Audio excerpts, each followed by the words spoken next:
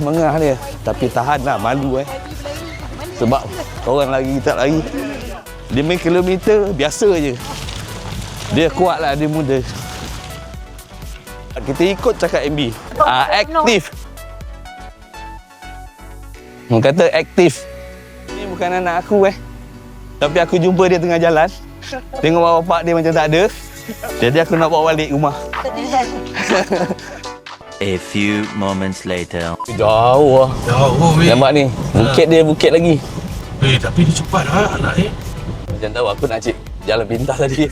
Kereta balik. Bukannya tak nak habiskan tapi dia also balik cepat.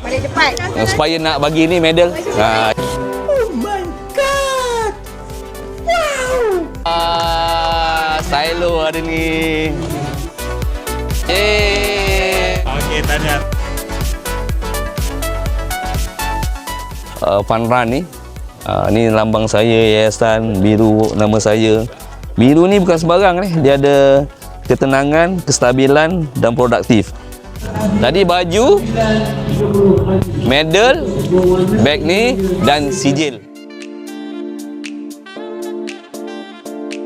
Jadi tuan-tuan dan puan-puan, saya sangat berterima kasih ke atas kesediaan tuan-tuan dan puan-puan dapat bersama-sama pada pagi yang berbahagia ini.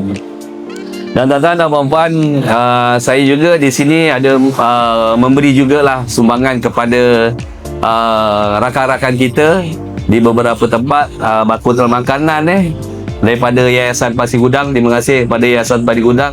Soal kesihatan ni mesti kita jaga, mesti jaga baik-baik dan kita hidup kita yang mustahak, nikmat yang paling utama adalah sihat. Itulah dia. Ada 5 tempat lagi program program biru YB Bahar Jadi follow lah kami semua.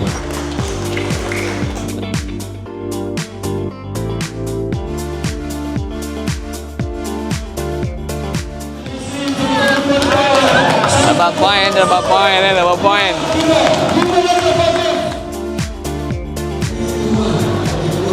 Sana baby.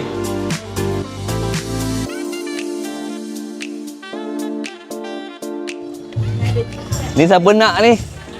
Siapa nak? Nak ambil. Tadi yang kau nak ambil hadiah tu, jual apa?